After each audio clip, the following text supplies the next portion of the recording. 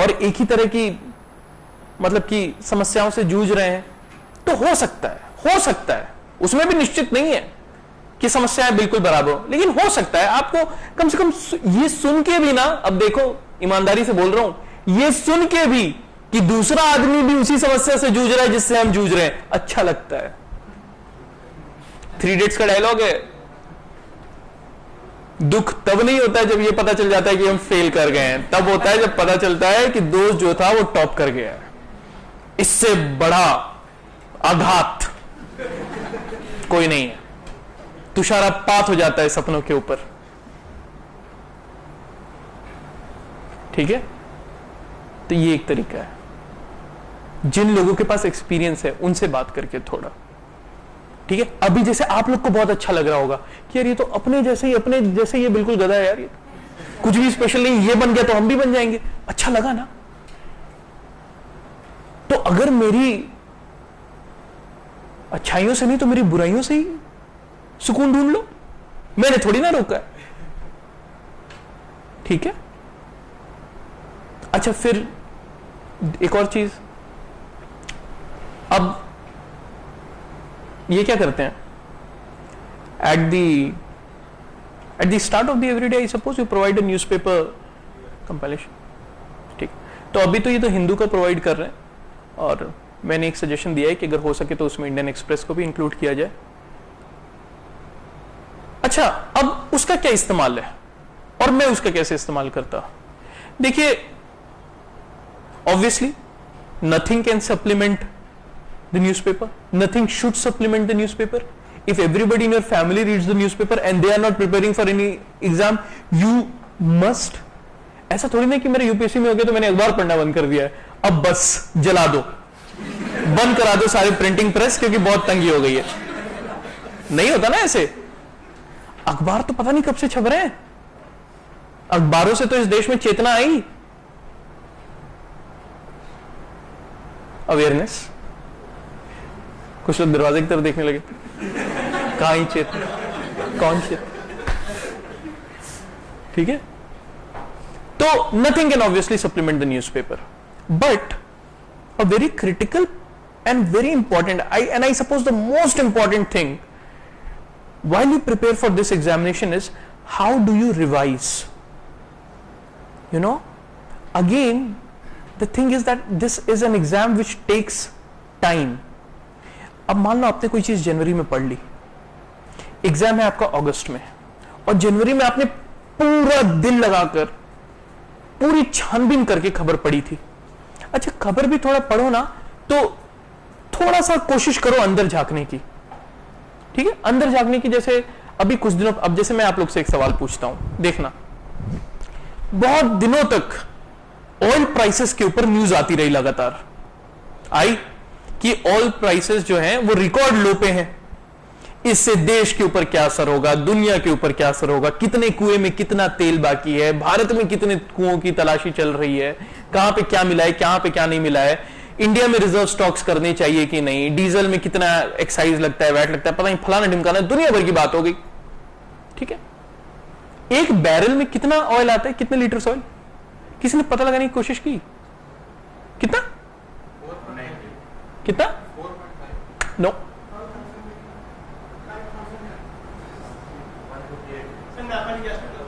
नापा नहीं जा सकता, ये कोई एबीसीडी थोड़ी ना चल रहा है यहां पे, नन ऑफ द अबव। यहां से किसी ने बोला, हाँ, समथिंग क्लोज टू दैट। तुमने 5000 लीटर दे दिए यार, हाँ, तुम्हारे 4 बैरल अगर भारत सरकार ले लेना तो हमारा कोई डेफिसिट ना रहे, डॉलर ही डॉलर है अपने पास, ठीक है।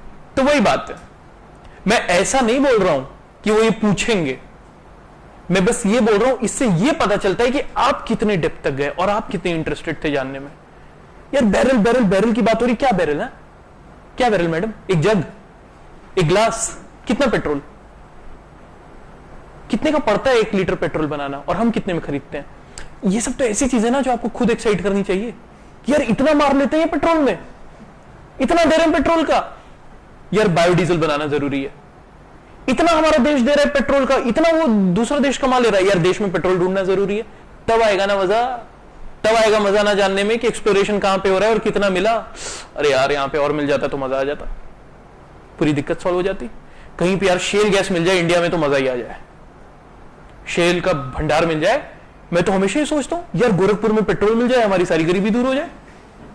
एक एक्सप्लोरेशन टीम आई भी थी कुशीनगर एरिया में, वहां पे कुछ नहीं मिला, मुझे बड़ी निराशा हुई। तब ऐसा थोड़ी ना मैं यूपीएससी की तैयारी कर रहा था तो मैंने मैप खोल के देखा, अरे वो इसलिए देखा क्योंकि मुझे भाई पहले जागरूक नागरिक तो बन लूं मैं। अफसर तो बात की चीज है, जागरूक नागरिक तो बन लें ताकि कम से कम अपने अधिकार और अपने कर्तव्यों के प्रति जागरूकता रहे। कल को कोई भी आके रास्ते में झापड़ मार के ना चला जाए, सुनाएंगे वहां पे उसको article 21, I have the right to live with dignity in this country. The forefathers, the founding fathers of that nation, that they prevented you from slapping me. And anyways, I come from the land of Gandhi. If you slap me a second time, I will still go to the police. I won't raise my hand. That is why I studied here. At the end of it, that I became an IAS officer, it's bonus. And what bonus, I tell you. Okay? So coming back to the original topic. Now, suppose they give you a document. कि भाई आज 19 जुलाई है, आज जो हिंदू में था ये important article है। अब आप बोलो कि सर जी आपके चरण किधर है, हम आपके चरण छू लें क्योंकि आपने हमें हिंदू से बचा लिया। तो सर जी को चरण का इस्तेमाल गलत दूसरे कार्य के लिए करना चाहिए, आशीर्वाद देने के लिए नहीं। नहीं, उसका पर्पस ये नहीं है। और उसके लिए फिर आप आके इनको ब्लेम नहीं करोगे कि सर आपके कहने पर हमने हिंदू ना पढ़ा। फिर ये बोलेंगे बेटा मैंने कब कहा, तो ये क्यों देते थे? अरे वो देते दूसरी वजह से थे, वो देते इस वजह से थे ताकि जब आपके एग्जाम्स आए तब आपने अपने रूम में आर्काइव जो बना नहीं रखा हिंदू का कि आप हर दिन का अखबार निकालोगे और बोलोगे पीला हाइलाइटर किधर है, वो इकोलॉजी वाला इंपॉर्टेंट टॉपिक्स था। ऐसे तो नहीं होता ना। तो आपके पास ये रहे just to help you recollect that this was the important stuff that you read. ठीक है, तो everything has a meaning behind it. First try to understand what is the purpose of that thing, right? वो मेरा point है।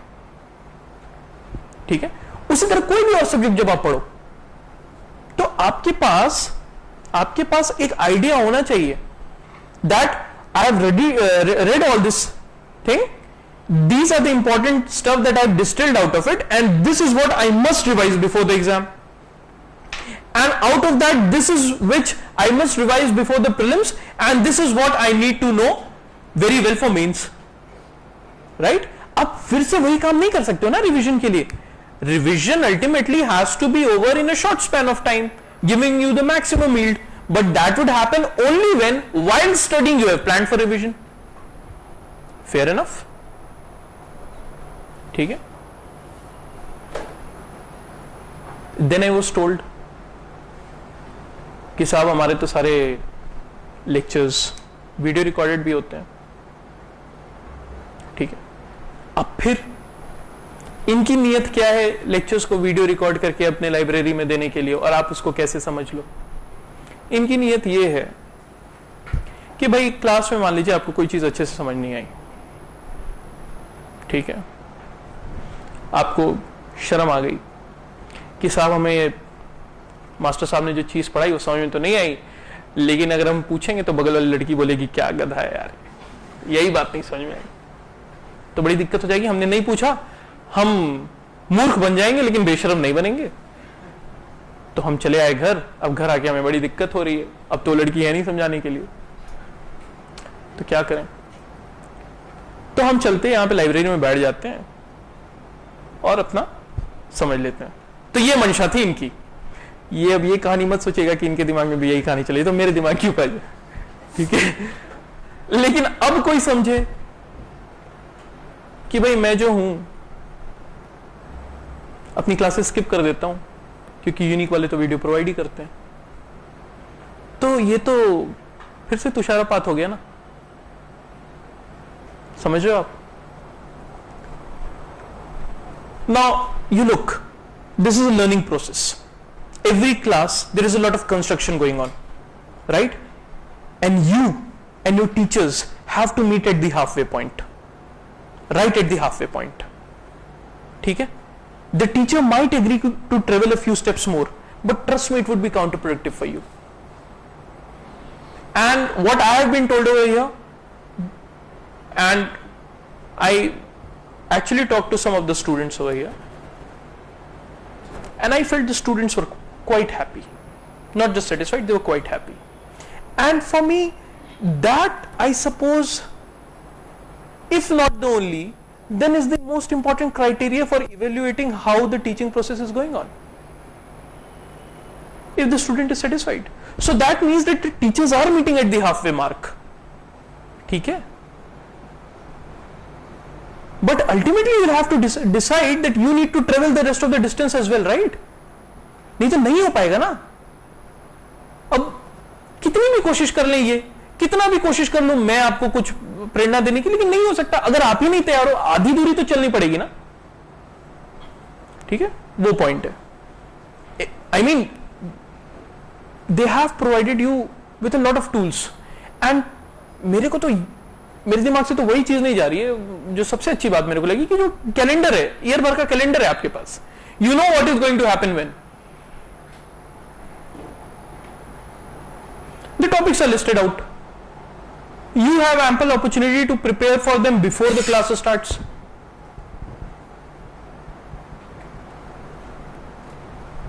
And they have executed it, and I hope they would keep on doing that.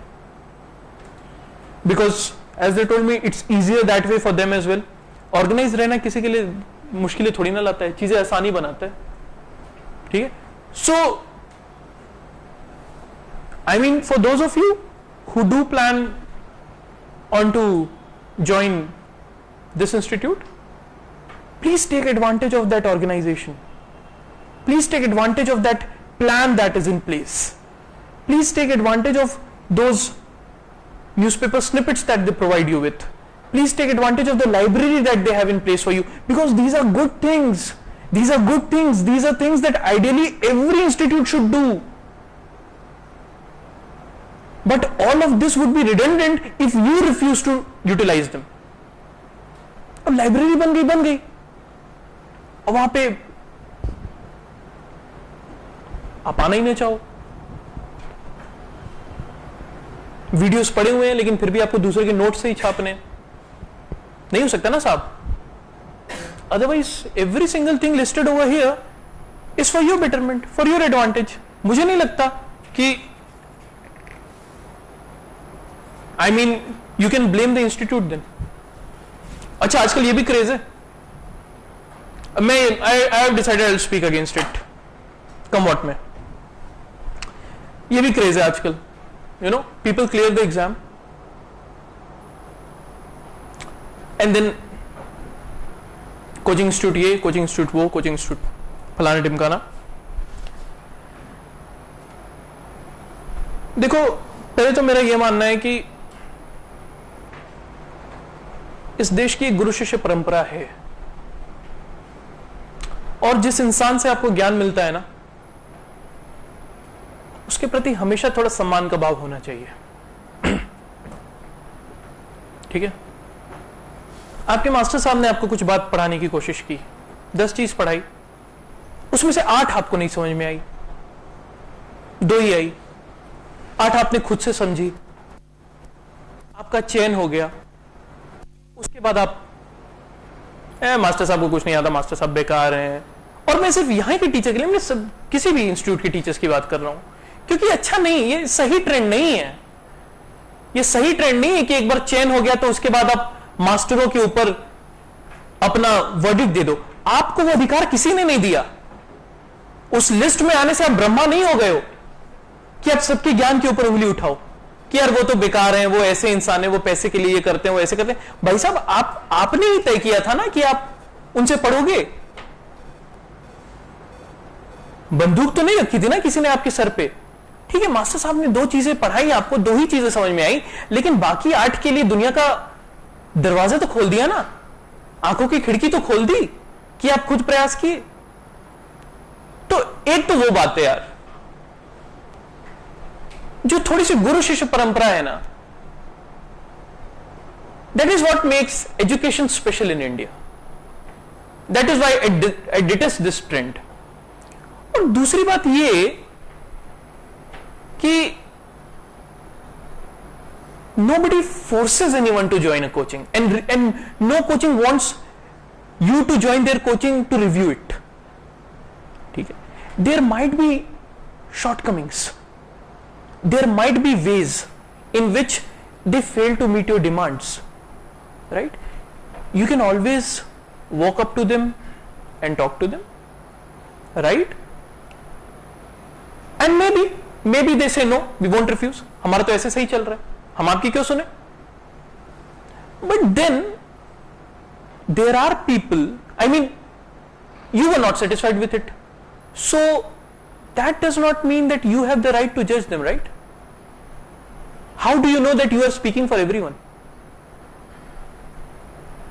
How do you know that everybody else feels the same? Maybe